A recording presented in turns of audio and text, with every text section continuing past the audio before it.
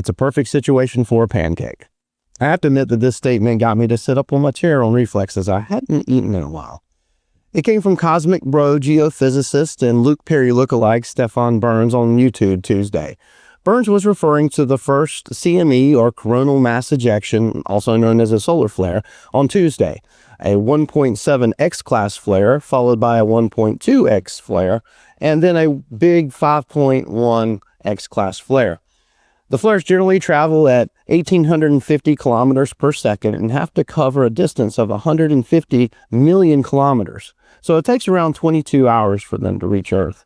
In this case, the first flare was the slowest, the second was a little faster, and the third was projected to be the fastest, creating a combined shockwave and the aforementioned pancake effect.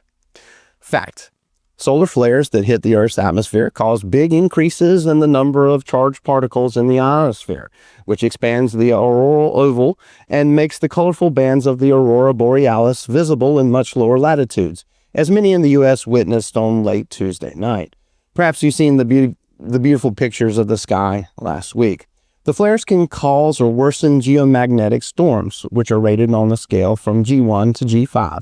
In this case, the flares, as of the writing of this Wednesday afternoon, November the 12th, created a strong G4 to low G5 extreme geomagnetic storm, capable of stressing or even knocking out power grids.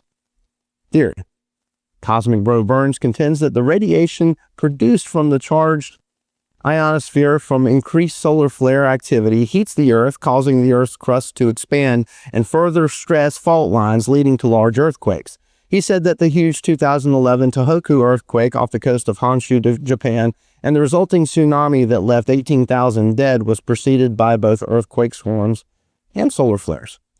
And now a word from our compliance department. The views and opinions shared in this video are for informational purposes only and aren't specific investment advice. Any references to public figures or third-party content are not endorsements, and those individuals are not affiliated with our firm. Past performance never promises future results. For personalized advice, please contact our office. Burns has been attacked for his theory, as many have said there's no link between solar flares and earthquakes. His explanation of the heat causing the Earth to expand and stress fault lines makes logical sense. It tracks that warmth would cause an object to expand. It's just that in this case, it's the whole Earth, not just an object on it. But Burns is very much worried about the earthquake swarms lately off the coast of Japan that have been happening frequently, and many in the 5 to 6 magnitude range.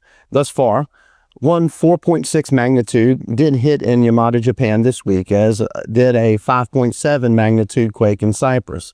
But those register more as shivers, really, than as megaquakes. So what's this got to do with the stock market anyway?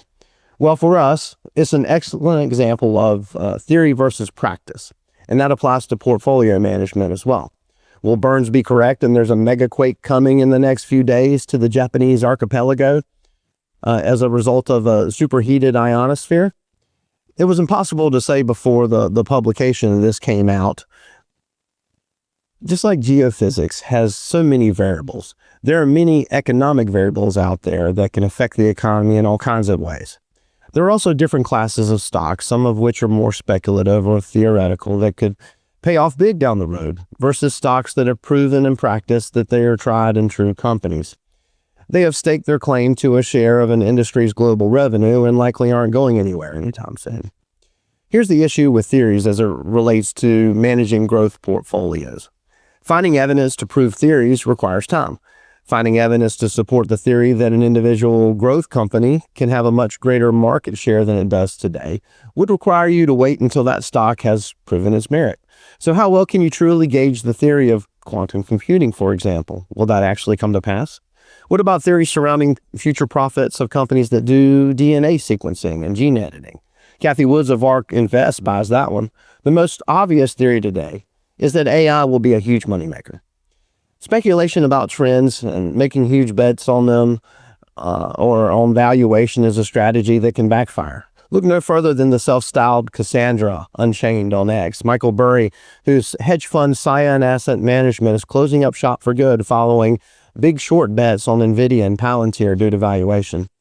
Even though Palantir is admittedly at a stratospheric valuation, NVIDIA's PEG ratio, price to earnings to growth, is 1.29. It's still very good, while Palantir is at 6.39 and has a PE of 317.95. Burry made himself famous for his big short bet against the market and won big in 2008 when discovering terrifying macro issues with collateralized mortgage obligations. But then he tried to take his prognostication skills too far and called himself Cassandra on X. How progressive. The Trojan princess with the gift of prophecy who Apollo cursed so that her predictions would never be believed. He seemed to be fulfilling his own prophecy as he deregistered his own firm after no one believed him that NVIDIA and Palantir were flying too high, and after he successfully predicted 15 out of the last 2 recessions, the latest occurring on January 31st, 2023, when he tweeted sell and then deleted his entire Twitter account the next day. No one can really predict the future. Not Michael Burry, nor any other portfolio manager. So ideas about future success of a concept remain theories until companies prove themselves over time. That's why we're building the Moat portfolio, and we hope it will give you confidence in investing in the future at a time of stretched valuations, government shutdowns, and the final death knell of the U.S. penny, which now costs 4 cents to make.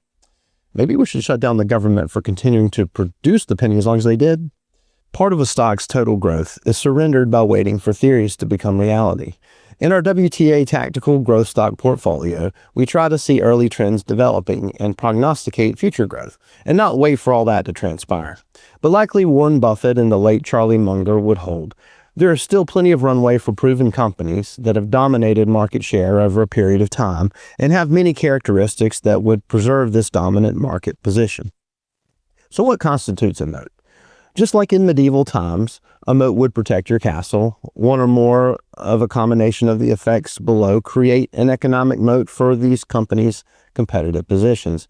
This list below comes from Morningstar's Why Moats Matter book and would include intangible assets, cost advantage, switching costs, network effect, and efficient scale.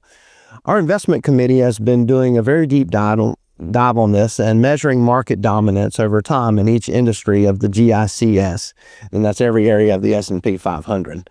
What we're on the cusp of creating for you can either be a strategic buy and hold partner to your current tactical trade to the trend growth stock portfolio, or a potential replacement for your current growth strategy, depending on your risk tolerance, time horizon, and goals. We'll be putting the finishing touches on our strategic Moat growth stock portfolio soon, for which we'll have both a mainstream Moat portfolio and a Christian values variant. The key to realizing the benefits of a Moat strategy is time.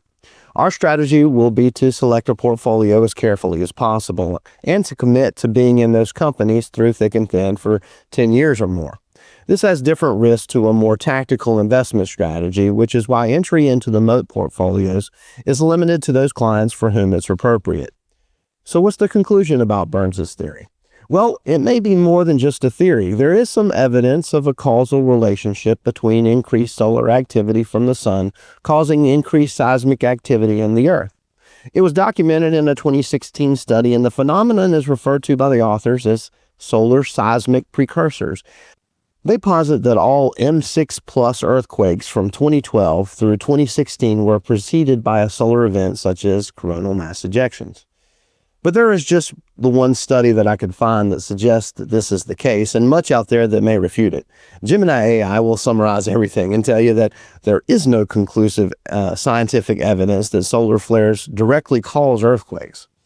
Earthquakes are primarily driven by processes within the Earth's interior related to the movement of tectonic plates, which occur independent of the solar cycle. Whether this solar flare event will trigger a quake that corroborates this theory, we'll have to wait and see over the next few days. We will invest in theory, and we will invest in practice. It depends on you and your philosophies. Help us align those with your wealth, and give us a call to be added to the Moat waiting list. Think of it as installing a pool around your financial house. We'll let you know when it's ready.